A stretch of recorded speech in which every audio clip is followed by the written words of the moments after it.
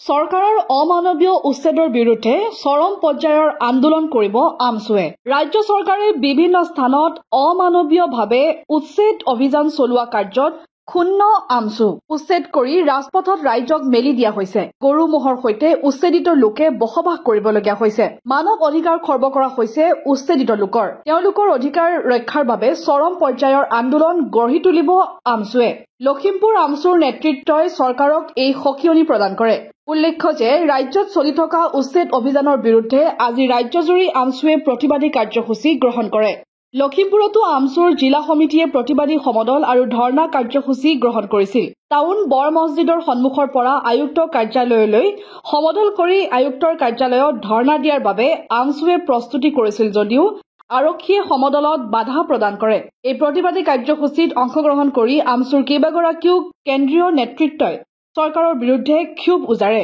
উচ্ছেদিতসকলক পুনৰ সংস্থাপন আৰু ক্ষতিপূৰণ দিয়াৰ দাবী আমছুৰ। হয়, বৰ্তমান যি শাসনাধিষ্ঠ চৰকাৰ, এই শাসনাধিষ্ঠ বিজেপি চৰকাৰ যেতিয়াৰ পৰা অসমত আহিছে তেতিয়াৰ পৰা আমি দেখি আহিছোঁ যে অসমৰ বিশেষকৈ আমাৰ ধৰ্মীয় সংখ্যালঘু মানুহখিনিক টাৰ্গেট কৰি প্ৰতিদিনাই কিবা নহয় কিবা কাৰণত গৈ আমাক ক্ষতি কৰি আছে।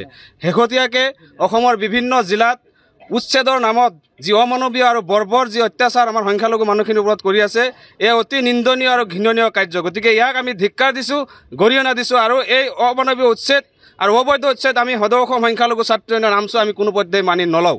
কাৰণ উচ্ছেদৰ যিসমূহ নিয়ম নীতি আছে, ন্যায়ালয়ৰ যি নিৰ্দেশ আছে, সেই নিৰ্দেশ সম্পূৰ্ণৰূপে অৱমাননা কৰি অসম চৰকাৰৰ মাননীয় মুখ্যমন্ত্ৰী হিমন্ত বিশ্ব শৰ্মা ডাঙৰীয়াই হিটলাৰী শাসনৰ দৰে তেওঁ যি উচ্ছেদ কৰি আছে, এই উচ্ছেদ আমি কোনো পধ্যেই মানি নলওঁ। এই উচ্ছেদৰ জৰিয়তে এটা কথা স্পষ্ট হৈছে যে এই চৰকাৰ আৰু অসমৰ মুখ্যমন্ত্ৰী হিমন্ত বিশ্ব শৰ্মা ডাঙৰীয়া সম্পূৰ্ণ সাম্প্ৰদায়িক। কাৰণ শেহতীয়া যি লখিমপুৰত উচ্ছেদ কাৰ্য চলাইছিলে তাত আপোনাৰ প্ৰায় 200 ঘৰৰো অধিক মানুহ উচ্ছেদ কৰা হৈছিলে। তাত বাছি আমি জনামতে বা আপোনালোকৰ সংবাদ মাধ্যমৰ পৰা আমি জানিব পাৰিছোঁ যে তাত বাছি 12 ঘৰ নে 13 ঘৰ মানুহক সংস্থাপনৰ ব্যৱস্থা কৰা হৈছে। গতিকে আমি সদৌ অসম সংখ্যালঘু ছাত্ৰ ইউনিয়ন আমছুৱে আমি প্ৰশ্ন কৰিব বিচাৰিছোঁ যে এই যে আমাৰ লখিমপুৰত উচ্ছেদ কৰিলে, এই প্ৰায় 200 ঘৰ মানুহ কি কোনোবা উপগ্ৰহৰ পৰা হৰি পৰিছিলে নেকি? সেই সকলো প্ৰকৃত ভাৰতীয়। গতিকে আমাৰ দাবী স্পষ্ট যে সেই প্ৰতিজন উচ্ছেদিত পৰিয়ালক পুনৰ সংস্থাপন কৰাৰ লগতে তেওঁলোকৰ উপযুক্ত ক্ষতিপূৰণ দিয়াৰ ব্যৱস্থা কৰিব লাগে। অন্যথা আমি কিন্তু সদৌ অসম সংখ্যালঘু ছাত্ৰ ইউনিয়ন আমছু কোনো কাৰণতে হাত সাৰি বহি নাথাকোঁ। আজি দেখিছে সমগ্ৰ অসমতে প্ৰতিখন জিলাতে আজি আমছুৱে প্ৰতিবাদ সাব্যস্ত কৰিছে ৰাইজৰ সহযোগত। গতিকে অনাগত দিনতো যদি এনেকুৱা ধৰণৰ সাম্প্ৰদায়িক কাম কাজ তেওঁলোকে চলাই যায়, আমি ইয়াতকৈ তীব্ৰ গণতান্ত্ৰিক আন্দোলনৰ কাৰ্যসূচী ল'বলৈ বাধ্য থাকিম। আপোনালোকে দেখি আহিছে যে অসমৰ মুখ্যমন্ত্ৰী হিমন্ত বিশ্ব শৰ্মা ডাঙৰীয়াই তেখেতে যেতিয়া মাদ্ৰাছাসমূহ উচ্ছেদ কৰিছিলে, সেই মাদ্ৰাছা উচ্ছেদৰ প্ৰতিবাদ কৰিবলৈ যাওঁতে তেখেতে টিভিৰ সংবাদ মাধ্যমৰ জৰিয়তে তেখেতে কৈ আছিলে যে সংখ্যালঘু ছাত্ৰ ছাত্ৰীসকল মুন্সী আৰু মৌলানা হ'ব নালাগে, তেওঁ আমাৰ ছাত্ৰ ছাত্ৰীসকলক ডক্টৰ আৰু ইঞ্জিনিয়াৰ বনাব। গতিকে আমাৰ প্ৰশ্ন যে এই যে উচ্ছেদ কৰিলে অসমৰ হাজাৰ ছাত্ৰ ছাত্ৰীক আপুনি বেঘৰ কৰিছে, হাজাৰ ছাত্ৰ ছাত্ৰীক আপুনি বিদ্যালয়ৰ পৰা আপুনি বিমুখ কৰিছে। গতিকে এই ছাত্ৰ ছাত্ৰীসকলৰ ভৱিষ্যত কি হ'ব তাৰ কিন্তু সম্পূৰ্ণ যদি কিবা মানে পৰিস্থিতি হ'বলগীয়া হয় তাৰ কিন্তু সম্পূৰ্ণ দায়ী অসমৰ মুখ্যমন্ত্ৰী হিমন্ত বিশ্ব শৰ্মা ডাঙৰীয়া থাকিব।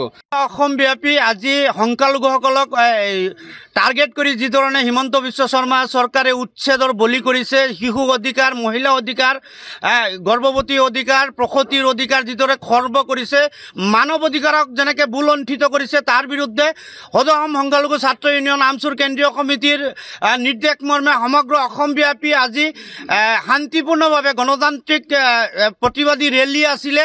গতিকে আমি লখিমপুৰ জিলাতো এখন ৰেলীৰ কাৰণে আমি জিলা প্ৰশাসনৰ ওচৰত অনুমতি বিচাৰি আবেদন জনাইছিলোঁ। কিন্তু আজি আপোনালোকে দেখিব পাইছে যে পুলিচ প্ৰশাসনৰ ফালৰ পৰা এক ডাঙৰ বেৰিকেড দি আমাক বাধা দিব বিচাৰিছে।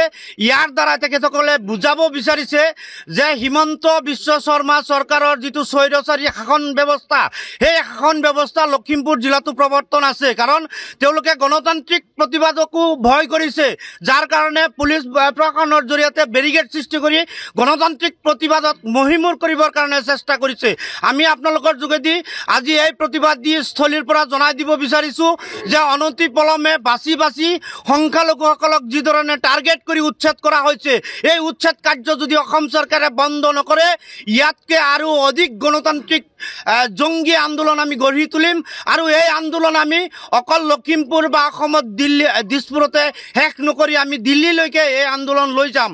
গতিকে আজিৰ এই প্ৰতিবাদী সভাৰ পৰা প্ৰতিবাদী কাৰ্যসূচীৰ পৰা আমি অসম চৰকাৰক সকীয়াই দিব বিচাৰিছোঁ যে সংখ্যালঘুসকলৰ মানৱ অধিকাৰ বুলণ্ঠিত কৰি যিধৰণে তেওঁলোকে টাৰ্গেট কৰি উচ্ছেদ কৰি 2026 চনৰ নিৰ্বাচনী বৈতৰণি পাৰ কৰাৰ কাৰণে এটা ধৰ্মীয় উন্মাদনাৰ সৃষ্টি কৰাৰ কাৰণে যিটো চেষ্টা কৰি আছে এই চেষ্টা কেতিয়াও সফল নহয়।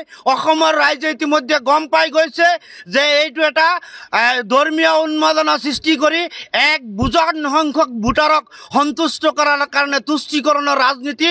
গতিকে এটা শ্ৰেণীৰ মানৱ অধিকাৰ সংবিধানে দিয়া অন্ন বস্ত্ৰ আৰু বাসস্থানৰ অধিকাৰ খৰ্ব কৰাটো সৰ্বসাধাৰণ ৰাইজে কোনো পধ্যেই মানি নলয় আৰু এই ঘৃণনীয় কাৰ্যৰ বিৰুদ্ধে আমছুৱে প্ৰতিবাদ কৰি আছে আৰু অনাগত দিনতো প্ৰতিবাদ কৰি যাব। লখিমপুৰৰ পৰা ৰাহানুদ্দিন আহমেদৰ ৰিপৰ্ট, অসম আদিত্য।